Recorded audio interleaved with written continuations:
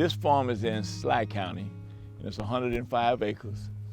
My uncle, Aaron Sampson, then it was Jim Sampson, then it was me and Grady Sampson, and my kids under me and my grandkids would be 5 generations on this land. The other farm is about 6 miles from here. That's 100 acres. And that was from my grandfather, Tim Slaughter, then my father, C.B. Slaughter. Then to me and my sons would be 4 generations that we've been on that farm. They bought it way back a lot of it was in the early 1900s. And my grandfather and great-grandfather bought them respectively. I have grown peanuts here. We have grown cotton here, soybeans. We have done all kinds of vegetables, you know, from sweet potatoes to purple hull peas to black-eyed peas to okra, tomatoes, you name it. We pretty much, if you growed it in the South, we pretty much grew it.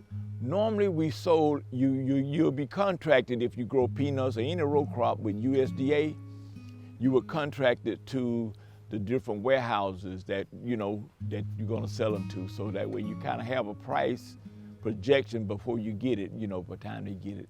Or you could go to it, if it's vegetables, we used to go to the Columbus Farmers Market about 40 miles from here in Columbus, Georgia, and also over to Phoenix City, Alabama. What does farming mean to me? If I get my bottom ply and I go out there about 3 or 4 rounds in this field out here, and you'll smell this fresh earth coming up, like, I guess I'm country. But it's something that is just like I'm a part of nature. It's something good about that smell when you till that soil and you turn that soil over. And I guess the only way I can say it is just make me feel good being country. It's a good feeling. You know, you can provide for yourself. I ain't got to go to the store every day. Right now, if in this day and time or any time in the past, if you had someone to get in trouble and they went to jail, you always could put up a land bond. You didn't have to worry about trying to produce the cash. You know, you just signed the bond and put your land up for it to guarantee that they would show up in court. That was one thing. The other thing about it is, they like the idea of being able to feed yourself. When I look back at my grandfather, Tim Slaughter, he had a syrup house. So he had a smokehouse. And if you know bacon, you know, fat bag, I mean, it was all, you know, pretty much there.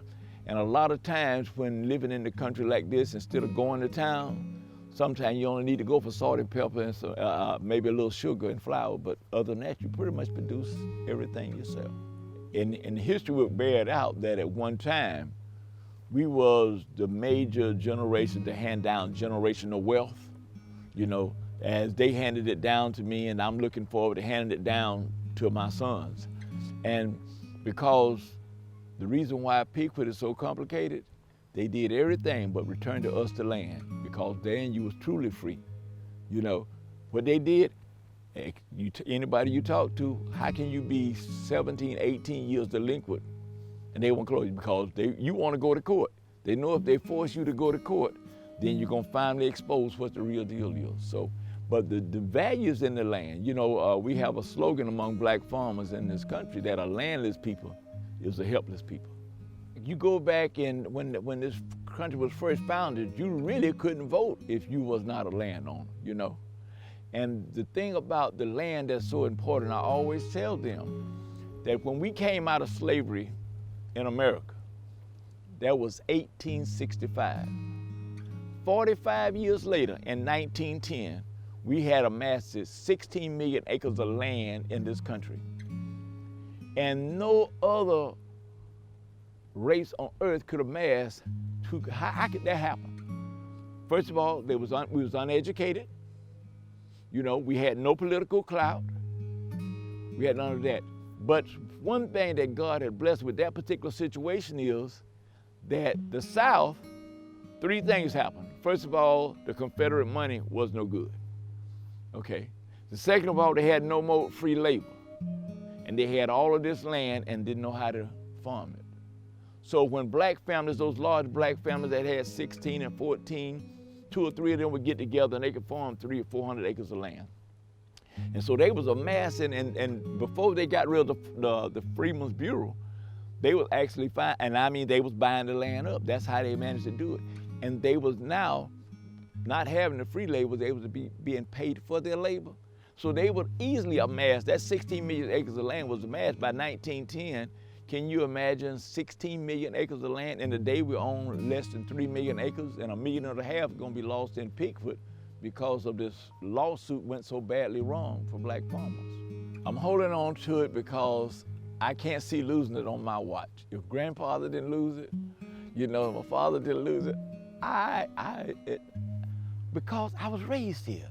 You know, it's 39 pecan trees on. I know all this about it. You know, we got a pond that's running there with beaver dams in it that runs 877 acres of fresh water running over the dam every day. You could irrigate this whole from it and a couple of other farms beside. It's a good life, and I like being out in the country.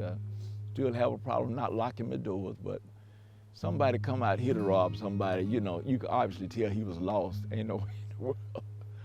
But it's a good life. I like it. Being out in the country is like Daniel Boone in Elbow Room. You out here, you're not close to anybody. If you play your music too loud, nobody is to be disturbed. You know, whatever you do, you pretty much, in the idea that you own your own land, you know.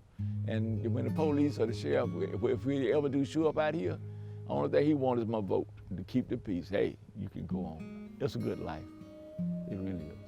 The thing that we're experiencing now is that a lot of them that left and went to Detroit and New York and Chicago, they are coming back now and buying the land. So, and we was like surprised, and I think I can know about 7 or 8 families that done came back. So that was a good thing because they brought a lot of their retirement and their monies with them. So it helped a lot of situations.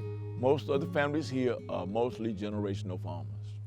We have supported one another in some very special and unique ways. I think when you look at unity of blacks, I know my father was the first black to buy a peanut combine. And man, they was going from the Mansfield farm, you know, to the Times farm, to the Jackson farm, and all of them was coming together and get behind these peanuts. And we, you know, was really pulling together, and we was really productive. Economically, it was the best thing for us. That same thing when someone got a cotton picker. All of us lined it up instead of waiting for somebody to come pick it. We would actually go get in this field and all of us would go to work in it and finish it up. So that's a good thing. It was more like cooperative. We was cooperating together, so it made us strong. It's sad because all of those old heads that died off, and with USDA and all the other things, a lot of even the local banks realized the value of the land. And so a lot of times, whenever they got in trouble, they could pretty much buy farmland for blacks, especially when the elder ones was there and the young ones have gone away. So they would be selling their land. This 300 acres right behind me that the Williams own, they almost gave it away for $63,000, worth of almost over $500,000. So, you know, those things are sad, and you understand that they don't know, and David didn't know they was even selling it. So those things are kind of sad. That happened in a lot of different ways, you know.